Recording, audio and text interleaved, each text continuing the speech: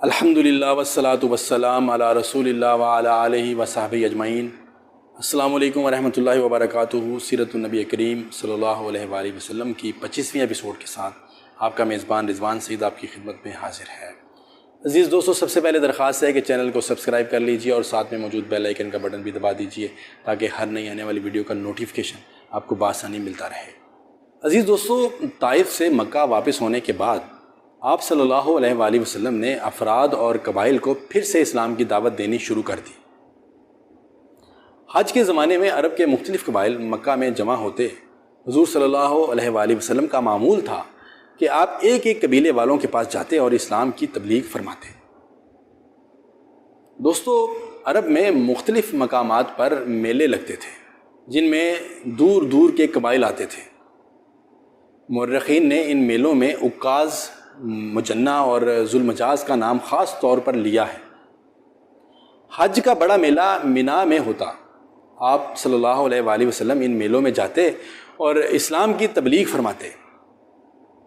قبائل عرب میں سے بنو عامر، بنو محارب، بنو سلیم، حارث بن کعب، فزارہ، غسان، مرہ، حنیفہ، بنو عبس، بنو نضر، کندہ، قلب، حزارمہ جو کہ حضر موت کے رہنے والے تھے، یہ مشہور قبائل شامل ہیں۔ آپ ان سب قبائل کے پاس تشریف لے گئے، لیکن ابو لہب ہر جگہ ساتھ ساتھ جاتا اور جب آپ صلی اللہ علیہ وآلہ وسلم کسی مجمع کو مخاطب کرتے تو برابر سے کہتا دین سے پھر گیا ہے اور جھوٹ کہتا ہے۔ بنی حنیفہ یمامہ میں آباد تھے۔ جب آپ صلی اللہ علیہ وآلہ وسلم ان لوگوں کے پاس گئے تو انہوں نے نہایت تلخی سے جواب دیا۔ مسیلمہ کذاب، جس نے آگے چل کر نبوت کا دعویٰ کیا، اسی قبیلے کا رئیس تھا۔ آپ نے بازار عکاظ میں بنو عامر کے سامنے اسلام پیش کیا تو ان میں سے ایک شخص جس کا نام بحیرہ بن فراس کشیری تھا، اس نے کہا کہ اگر ہم مسلمان ہو جائیں اور آپ کو اپنے دشمنوں پر غلبہ حاصل ہو تو کیا آپ اپنے بعد ہم کو اپنا خلیفہ بناؤ گے؟ اس پر آپ صلی اللہ علیہ وآلہ وسلم نے فرمایا کہ یہ کام تو اللہ تعالیٰ کے اختیار میں ہے، وہ جس کو چاہے گا وہی میرا خلیفہ ہو جائے گا۔ یہ سن کر اس شخص نے کہا کہ کیا خوب، اس وقت تو ہم آپ کے مطیع و حامی بن کر اپنی گردنیں کٹوائیں اور جب آپ کامیاب ہو جاؤ تو دوسرے لوگ حکومت کا مزہ اڑائیں۔ جاؤ، ہم کو تمہاری ضرورت نہیں۔ پھر اس نے حضور صلی اللہ علیہ وآلہ وسلم سے مخاطب ہو کر کہا کہ جائیے اور اپنی قوم سے مل جائیے۔ اگر آپ میری قوم کے پاس نہ ہوتے تو میں آپ کا سر تن سے جدا کر دیتا۔ یہ سن کر حضرت صلی اللہ علیہ وآلہ وسلم اٹھ کھڑے ہوئے اور اپنی اونٹنی پر سوار ہو گئے۔ بحیرہ نے اونٹنی کے پیٹ پر زور سے ڈنڈا مارا جس سے حضور صلی اللہ علیہ وآلہ وسلم نیچے گر پڑے۔ اتفاق سے بنی عامر کی ایک خاتون زباعہ عامر بن کرد رضی اللہ تعالیٰ عنہ وہاں موجود تھی، جنہوں نے مکہ میں حضور صلی اللہ علیہ وسلم کے ہاتھ پر ایمان قبول کر لیا تھا۔ انہوں نے فوراً اپنے چچا زاد بھائیوں کو للکارا، اے آل عامر، اب میرا تم سے کوئی تعلق نہیں، تمہارے سامنے یہ بد سلوکی ہو رہی ہے اور تم میں سے کوئی انہیں بچاتا نہیں۔ ان کے بھائیوں میں سے 3 شخص اٹھے اور بد سلوکی کرنے والے کی خوب مار پیٹ کی۔ اللہ تعالیٰ نے انہیں ہدایت دی اور بعد میں وہ ایمان لائے۔ عزیز دوستو، جب قبیلہ بنو عامر اپنے علاقے میں واپس گیا تو اپنے ایک بوڑھے آدمی کو جو کہ بڑھاپے کے باعث حج میں شریک نہیں ہو سکا تھا سارا ماجرا سنایا اور بتایا کہ ہمارے پاس قبیلہ قریش کے خاندان بنو عبد المطلب کا ایک جوان آیا تھا جس کا خیال تھا کہ وہ نبی ہے۔ اس نے ہمیں دعوت دی کہ ہم اس کی حفاظت کریں، اس کا ساتھ دیں اور اپنے علاقے میں لے آئیں۔ یہ سن کر اس بوڑھے شخص نے دونوں ہاتھوں سے سر تھام لیا اور بولا، اے بنو عامر، کیا اب اس کی تلافی کی کوئی سبیل ہے اور کیا اس از دست رفتہ کو ڈھونڈا جا سکتا ہے؟ اللہ کی قسم، کسی اسماعیلی نے کبھی اس نبوت کا جھوٹا دعویٰ نہیں کیا، یہ یقیناً حق ہے، آخر تمہاری عقل کہاں چلی گئی تھی؟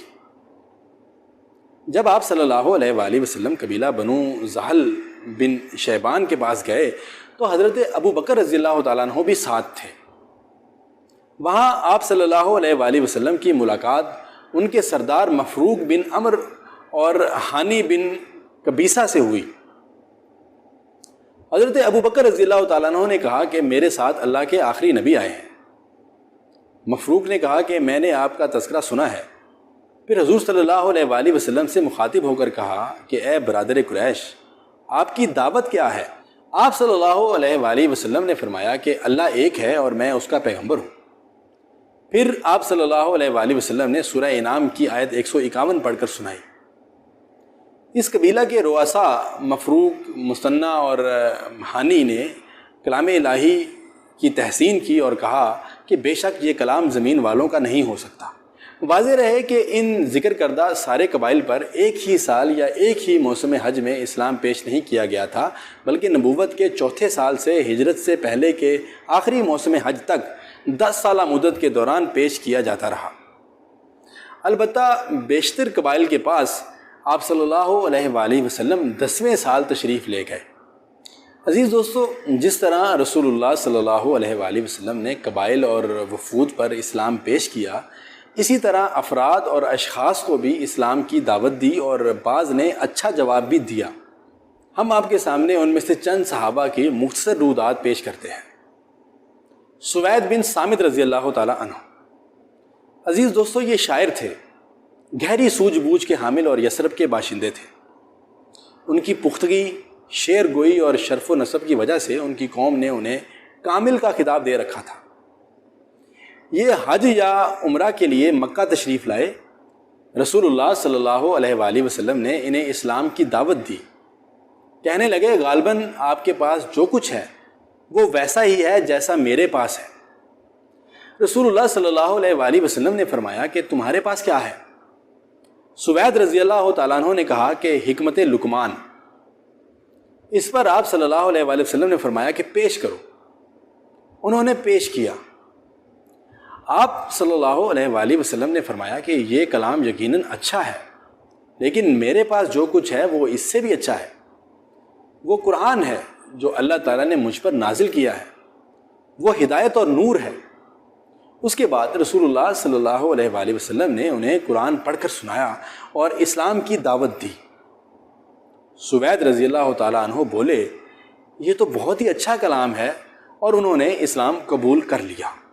عزیز دوستو، اس کے بعد وہ مدینہ پلٹ کر آئے ہی تھے کہ جنگ بعاث سے قبل اوس و خزرج کی ایک جنگ میں قتل کر دیے گئے، اور غالب امکان یہ ہے کہ انہوں نے 11 نبوی کے آغاز میں اسلام قبول کیا تھا۔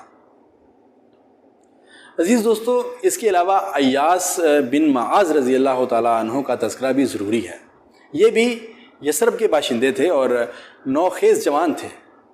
11 نبوت میں جنگ بعاث سے کچھ پہلے اوس کا ایک وفد خزرج کے خلاف قریش سے حلف و تعاون کی تلاش میں مکہ آیا تھا۔ آپ بھی اسی کے ہمراہ تشریف لائے تھے۔ اس وقت یثرب میں ان دونوں قبیلوں کے درمیان عداوت کی آگ بھڑک رہی تھی اور اوس کی تعداد خزرج سے کم تھی۔ رسول اللہ صلی اللہ علیہ وآلہ وسلم کو وفد کی آمد کا علم ہوا تو آپ ان کے پاس تشریف لے گئے اور ان کے درمیان بیٹھ کر یوں خطاب فرمایا کہ آپ لوگ جس مقصد کے لیے تشریف لائے ہیں، کیا اس سے بہتر چیز قبول کر سکتے ہیں؟ ان سب نے کہا کہ وہ کیا چیز ہے؟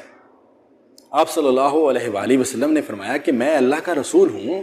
اللہ نے مجھے اپنے بندوں کے پاس اس بات کی دعوت دینے کے لیے بھیجا ہے کہ وہ اللہ کی عبادت کریں اور اس کے ساتھ کسی چیز کو شریک نہ ٹھہرائیں۔ اللہ نے مجھ پر کتاب بھی اتاری ہے۔ پھر آپ نے اسلام کا ذکر کیا اور قرآن مجید کی تلاوت فرمائی۔ ایاس بن معاذ رضی اللہ تعالیٰ عنہ بولے کہ اے قوم، اللہ کی قسم یہ اس سے بہتر ہے کہ جس کے لیے آپ لوگ یہاں تشریف لائے ہیں۔ لیکن وفد کے ایک رکن ابو الحسیر انس بن رافع نے ایک مٹھی مٹی اٹھا کر ایاس کے منہ پر دے ماری اور بولا کہ چپ رہو، ہم کسی اور کام کے لیے آئے ہیں۔ چنانچہ ایاس رضی اللہ تعالیٰ عنہ خاموش ہو گئے اور رسول اللہ صلی اللہ علیہ وآلہ وسلم وہاں سے تشریف لے گئے۔ وفد قریش کے ساتھ حلف و تعاون کا معاہدہ کرنے میں کامیاب نہ ہو سکا اور یوں ہی ناکام مدینہ واپس لوٹ گیا۔ مدینہ پلٹنے کے تھوڑے ہی دن بعد ایاس رضی اللہ تعالیٰ عنہ انتقال کر گئے۔ وہ اپنی وفات کے وقت تحلیل و تکبیر اور حمد و تسبیح کر رہے تھے، اس لیے لوگوں کو یقین ہے کہ ان کی وفات اسلام پر ہوئی۔ زماد ازدی رضی اللہ تعالیٰ عنہ، عزیز دوستو یہ یمن کے باشندے تھے اور قبیلہ ازد کے ایک فرد تھے۔ جھاڑ پھونک کرنا اور آسیب اتارنا ان کا کام تھا۔ مکہ آئے تو وہاں کے احمقوں سے سنا کہ نعوذ باللہ محمد صلی اللہ علیہ وآلہ وسلم پاگل ہے۔ سوچا کیوں نہ اس شخص کے پاس چلوں، ہو سکتا ہے کہ اللہ میرے ہی ہاتھوں سے اسے شفا دے دے۔ چنانچہ آپ صلی اللہ علیہ وآلہ وسلم سے ملاقات کی اور کہا کہ اے محمد صلی اللہ علیہ وآلہ وسلم، میں آسیب اتارنے کے لیے جھاڑ پھونک کیا کرتا ہوں، کیا آپ کو بھی اس کی ضرورت ہے؟ آپ صلی اللہ علیہ وآلہ وسلم نے بڑا ہی پر اطمینان جواب دیا، جس کا ترجمہ یہ ہے کہ یقیناً ساری تعریف اللہ کے لیے ہے، ہم اسی کی تعریف کرتے ہیں اور اسی سے مدد چاہتے ہیں۔ جسے اللہ ہدایت دے دے اسے کوئی گمراہ نہیں کر سکتا، اور جسے اللہ بھٹکا دے اسے کوئی ہدایت نہیں دے سکتا۔ اور میں شہادت دیتا ہوں کہ اللہ کے سوا کوئی معبود نہیں، وہ تنہا ہے، اس کا کوئی شریک نہیں، اور میں شہادت دیتا ہوں کہ محمد صلی اللہ علیہ وآلہ وسلم اللہ کے بندے اور رسول ہیں۔ عزیز دوستو، زماد رضی اللہ تعالیٰ عنہ نے جب یہ سنا تو کہا کہ ذرا اپنے یہ کلمات مجھ پر دہرائیے، یعنی مجھے پھر سے سنائیے۔ تو آپ صلی اللہ علیہ وآلہ وسلم نے 3 بار دہرایا۔ اس کے بعد زماد رضی اللہ تعالیٰ عنہ نے کہا کہ میں کاہنوں، جادوگروں اور شاعروں کی بات سن چکا ہوں، لیکن میں نے آپ کے ان جیسے کلمات کہیں نہیں سنے، یہ تو سمندر کی اتھاہ گہرائی کو پہنچے ہوئے ہیں۔ لائیے اپنا ہاتھ بڑھائیے، آپ سے اسلام پر بیعت کروں۔ اور اس کے بعد انہوں نے بیعت کر لی۔ حضرت ابو ذر غفاری رضی اللہ تعالیٰ عنہ، عزیز دوستو، حضرت ابو ذر غفاری رضی اللہ تعالیٰ عنہ یثرب کے اطراف میں سکونت پذیر تھے۔ جب سوید بن صامت رضی اللہ تعالیٰ عنہ اور عیاس بن معاذ رضی اللہ تعالیٰ عنہ کے ذریعے یثرب میں رسول اللہ صلی اللہ علیہ وآلہ وسلم کی بعثت کی خبر پہنچی تو غالباً یہ خبر ابو ذر کے کان سے بھی ٹکرائی اور یہی ان کے اسلام لانے کا سبب بنی۔ ان کے اسلام لانے کا واقعہ صحیح بخاری میں تفصیل سے مروی ہے۔ سیدنا ابن عباس رضی اللہ تعالیٰ عنہ کا بیان ہے کہ ابو ذر رضی اللہ تعالیٰ عنہ نے فرمایا کہ میں قبیلہ غفار کا ایک آدمی تھا، مجھے معلوم ہوا کہ مکے میں ایک آدمی نمودار ہوا ہے جو اپنے آپ کو نبی کہتا ہے۔ میں نے اپنے بھائی سے کہا کہ تم اس آدمی کے پاس جاؤ، اس سے بات کرو اور میرے پاس اس کی خبر لاؤ۔ تاہم وہ گیا، ملاقات کی اور واپس آیا۔ میں نے پوچھا کیا خبر لائے ہو؟ بولا اللہ کی قسم میں نے ایک ایسے آدمی کو دیکھا ہے جو بھلائی کا حکم دیتا ہے اور برائی سے روکتا ہے۔ میں نے کہا کہ تم نے تشفی بخش خبر نہیں دی۔ آخر میں نے خود توشہ دان اور ڈنڈا اٹھایا اور مکہ کے لیے چل پڑا۔ وہاں پہنچ گیا تو آپ صلی اللہ علیہ وآلہ وسلم کو پہچانتا نہ تھا اور یہ بھی گوارا نہ تھا کہ آپ صلی اللہ علیہ وآلہ وسلم کے متعلق کسی سے پوچھوں۔ چنانچہ میں زمزم کا پانی پیتا اور مسجد حرام میں پڑا رہتا۔ آخر میرے پاس سے حضرت علی رضی اللہ تعالیٰ عنہ کا گزر ہوا۔ کہنے لگے آدمی اجنبی معلوم ہوتا ہے۔ میں نے کہا جی ہاں۔ انہوں نے کہا اچھا تو گھر چلو۔ میں ان کے ساتھ چل پڑا۔ نہ وہ مجھ سے کچھ پوچھ رہے تھے اور نہ میں ان سے کچھ پوچھ رہا تھا اور نہ انہیں کچھ بتا ہی رہا تھا۔ صبح ہوئی تو میں اس ارادے سے پھر مسجد حرام گیا کہ آپ صلی اللہ علیہ وآلہ وسلم کے متعلق دریافت کروں، لیکن وہاں کوئی موجود نہ تھا جو مجھے آپ کے متعلق کچھ بتاتا۔ آخر میرے پاس پھر حضرت علی رضی اللہ تعالیٰ عنہ گزرے، دیکھ کر بولے کہ اس آدمی کو ابھی اپنا ٹھکانہ معلوم نہ ہو سکا۔ میں نے کہا نہیں۔ انہوں نے کہا اچھا تو میرے ساتھ چلو۔ اس کے بعد انہوں نے کہا کہ اچھا تمہارا معاملہ کیا ہے اور تم کیوں اس شہر میں آئے ہو؟ میں نے کہا کہ آپ رازداری سے کام لیں تو بتاؤں۔ انہوں نے کہا ٹھیک ہے میں ایسا ہی کروں گا۔ میں نے کہا کہ مجھے معلوم ہوا ہے کہ یہاں ایک آدمی نمودار ہوا ہے جو اپنے آپ کو اللہ کا نبی بتاتا ہے۔ میں نے اپنے بھائی کو بھیجا کہ وہ بات کر کے آئے، مگر اس نے پلٹ کر کوئی تشفی بخش بات نہیں بتلائی، اس لیے میں نے سوچا کہ خود ہی ملاقات کر لوں۔ جناب حضرت علی رضی اللہ تعالیٰ عنہ نے کہا کہ بھائی تم صحیح جگہ پر آئے ہو، میں بھی انہی کی طرف جا رہا ہوں، اس لیے تم بھی میرے ساتھ چلے آؤ۔ اگر راستے میں کوئی ایسا شخص ملے جس سے تمہیں کچھ خطرہ ہے تو میں اپنا جوتا ٹھیک کرنے کے بہانے دیوار کی طرف چلا جاؤں گا، لیکن تم راستے پر چلتے رہنا۔ اس کے بعد حضرت علی رضی اللہ تعالیٰ عنہ چلنے لگے تو میں بھی ان کے ساتھ چل پڑا، یہاں تک کہ وہ اندر داخل ہوئے اور میں بھی ان کے ساتھ نبی کریم صلی اللہ علیہ وآلہ وسلم کے پاس جا داخل ہوا اور عرض پرداز ہوا کہ آپ مجھ پر اسلام پیش کریں۔ آپ صلی اللہ علیہ وآلہ وسلم نے اسلام پیش فرمایا اور میں وہیں مسلمان ہو گیا۔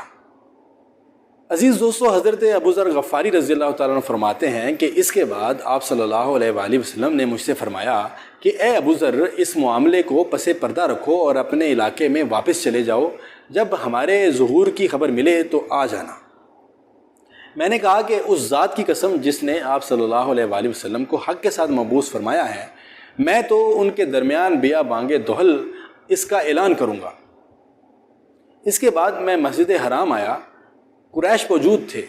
میں نے کہا، قریش کے لوگوں، اشہد ان لا الہ الا اللہ و اشہد ان محمد عبدہ و رسول، میں شہادت دیتا ہوں کہ اللہ کے سوا کوئی معبود برحق نہیں، اور میں شہادت دیتا ہوں کہ محمد صلی اللہ علیہ وآلہ وسلم اللہ کے بندے اور رسول ہیں۔ لوگوں نے کہا، اٹھو، اس بے دین کی خبر لو۔ لوگ اٹھ پڑے، مجھے اس قدر مارا گیا کہ مر جاؤں، لیکن حضرت عباس رضی اللہ تعالیٰ عنہ نے مجھے آ بچایا۔ انہوں نے مجھے جھک کر دیکھا، پھر قریش کی طرف پلٹ کر بولے، تمہاری بربادی ہو، تم لوگ غفار کے ایک آدمی کو مارے جا رہے ہو، حالانکہ تمہاری تجارت گاہ اور گزر گاہ غفار ہی سے ہو کر جاتی ہے۔ اس پر لوگ مجھے چھوڑ کر ہٹ گئے۔ دوسرے دن صبح ہوئی تو میں پھر وہیں گیا اور جو کچھ کل کہا تھا آج پھر کہا۔ اس کے بعد پھر میرے ساتھ وہی ہوا جو کل ہو چکا تھا، اور آج بھی حضرت عباس رضی اللہ تعالیٰ عنہ نے ہی مجھے آ بچایا۔ عزیز دوستو، آپ نے ایک عظیم شاعر طفیل بن عمر دوسی رضی اللہ تعالیٰ عنہ کا نام بھی سنا ہوگا۔ ان کے قبول اسلام کا کچھ واقعہ اس طرح سے ہے کہ حضرت طفیل رضی اللہ تعالیٰ عنہ یمن کے قبیلہ دوست کے سردار اور نہایت اعلیٰ سوجھ بوجھ کے مالک اور شاعر تھے۔ ان کے قبیلے کو نواح یمن میں امارت حاصل تھی۔ وہ نبوت کے 11ویں سال مکہ تشریف لائے تو وہاں پہنچنے سے پہلے ہی اہل مکہ نے ان کا استقبال کیا اور نہایت عزت و احترام سے پیش آئے۔ پھر ان سے عرض پرداز ہوئے کہ اے طفیل، آپ ہمارے شہر تشریف لائے ہیں اور یہ شخص جو ہمارے درمیان ہے اس نے ہمیں سخت پیچیدگی میں پھنسا رکھا ہے، ہماری جمعیت بکھیر دی ہے اور ہمارا شرازہ منتشر کر دیا ہے۔ اس کی بات جادو کا سا اثر رکھتی ہے کہ آدمی اور اس کے باپ کے درمیان اور آدمی اور اس کے بھائی کے درمیان اور آدمی اور اس کی بیوی کے درمیان تفرقہ ڈال دیتی ہے۔ ہمیں ڈر لگتا ہے کہ جس افتاد سے ہم دو چار ہیں کہیں وہ آپ پر اور آپ کی قوم پر بھی نہ آن پڑے، لہذا آپ اس سے ہرگز گفتگو نہ کریں اور اس کی کوئی چیز نہ سنیں۔ حضرت طفیل رضی اللہ تعالیٰ عنہ کا ارشاد ہے کہ یہ لوگ مجھے برابر اسی طرح کی باتیں سمجھاتے رہے، یہاں تک کہ میں نے تہیہ کر لیا کہ نہ آپ صلی اللہ علیہ وآلہ وسلم کی کوئی چیز سنوں گا، نہ آپ صلی اللہ علیہ وآلہ وسلم سے بات چیت ہی کروں گا۔ حتیٰ کہ جب میں صبح مسجد حرام گیا تو کان میں روئی ٹھونس رکھی تھی کہ مبادا آپ صلی اللہ علیہ وسلم کی کوئی بات میرے کان میں نہ پڑ جائے، لیکن اللہ کو منظور کچھ اور تھا، اور وہ یہ کہ آپ صلی اللہ علیہ وآلہ وسلم کی بعض باتیں مجھے سنا ہی دے۔ چنانچہ میں نے بڑا عمدہ کلام سنا۔ پھر میں نے اپنے جی میں کہا کہ ہائے، مجھ پر میری ماں کی آہو پھوگا، میں تو واللہ ایک سوجھ بوجھ رکھنے والا شاعر آدمی ہوں، مجھ پر بھلا برا چھپا نہیں رہ سکتا، پھر کیوں نہ میں اس شخص کی بات سنوں؟ اگر اچھی ہوئی تو قبول کر لوں گا، بری ہوئی تو چھوڑ دوں گا۔ یہ سوچ کر میں رک گیا، اور جب آپ صلی اللہ علیہ وآلہ وسلم گھر پلٹے تو میں بھی پیچھے ہو لیا۔ آپ صلی اللہ علیہ وآلہ وسلم اندر داخل ہوئے تو میں بھی داخل ہو گیا، اور آپ صلی اللہ علیہ وآلہ وسلم کو اپنی آمد کا واقعہ اور لوگوں کے خوف دلانے کی کیفیت، پھر کان میں روئی ٹھونسنے اور اس کے باوجود آپ صلی اللہ علیہ وسلم کی باتیں سن لینے کی تفصیلات بتائیں۔ پھر عرض کیا کہ آپ صلی اللہ علیہ وآلہ وسلم اپنی بات پیش کیجئے۔ آپ صلی اللہ علیہ وآلہ وسلم نے مجھ پر اسلام پیش کیا اور قرآن کی تلاوت فرمائی۔ اللہ گواہ ہے کہ میں نے اس سے عمدہ قول اور اس سے زیادہ انصاف کی بات کبھی نہ سنی تھی۔ چنانچہ میں نے وہیں اسلام قبول کر لیا اور حق کی شہادت دی۔ اس کے بعد آپ صلی اللہ علیہ وآلہ وسلم سے عرض کیا کہ میری قوم میں میری بات مانی جاتی ہے، میں ان کے پاس پلٹ کر جاؤں گا اور انہیں اسلام کی دعوت دوں گا، لہٰذا آپ اللہ سے دعا فرمائیں کہ وہ مجھے کوئی نشانی دے دے۔ اس پر آپ صلی اللہ علیہ وآلہ وسلم نے دعا فرمائی۔ حضرت طفیل رضی اللہ تعالیٰ عنہ کو جو نشانی عطا ہوئی وہ یہ تھی کہ جب وہ اپنی قوم کے قریب پہنچے تو اللہ تعالیٰ نے ان کے چہرے پر چراغ جیسی روشنی پیدا کر دی۔ انہوں نے کہا کہ یا اللہ، چہرے کی بجائے کسی اور جگہ یہ نشانی عطا فرما، مجھے اندیشہ ہے کہ لوگ اسے مسئلہ کہیں گے۔ چنانچہ یہ روشنی ان کے ڈنڈے میں پلٹ آئی۔ پھر انہوں نے اپنے والد اور اپنی بیوی کو اسلام کی دعوت دی اور وہ دونوں مسلمان ہو گئے۔ عزیز دوستو، لیکن قبیلہ والوں نے ان کی بات نہ سنی تو حضور صلی اللہ علیہ وآلہ وسلم کے پاس آ کر کہا کہ ان کے لیے بد دعا فرمائیے۔ لیکن حضور صلی اللہ علیہ وآلہ وسلم نے بجائے بد دعا کے یہ دعا کی کہ اے اللہ، دوست کو ہدایت دے۔ حضور صلی اللہ علیہ وآلہ وسلم کی دعا کا اثر یہ ہوا کہ پورے قبیلے دوست نے اسلام قبول کر لیا اور غزوہ طائف کے موقع پر پورا قبیلہ دوست حاضر تھا۔ انہی میں حضرت ابو ہریرہ رضی اللہ تعالیٰ عنہ بھی شامل تھے، جن کی قسمت میں امام المحدثین بننا تھا۔ حضرت طفیل رضی اللہ تعالیٰ عنہ حضور صلی اللہ علیہ وآلہ وسلم کے وصال تک مدینہ میں رہے اور 11 ہجری میں مسیلمہ کذاب کے خلاف لڑتے ہوئے یمامہ میں شہید ہوئے۔ عزیز دوستو، سیرت النبی کریم صلی اللہ علیہ وآلہ وسلم کا مبارک سلسلہ ابھی جاری ہے۔ سیرت النبی کریم صلی اللہ علیہ وسلم کی 26ویں ایپیسوڈ بھی انشاءاللہ جلد ہی اپلوڈ کر دی جائے گی۔ سیرت النبی کریم صلی اللہ علیہ وسلم کی تمام ایپیسوڈز وقت پر دیکھنے کے لیے ہمارے چینل کو سبسکرائب کر لیجئے اور ساتھ میں موجود بیل آئیکن کا بٹن بھی دبا دیجئے۔ اپنا بہت سارا خیال رکھیے گا۔ اللہ نگہبان۔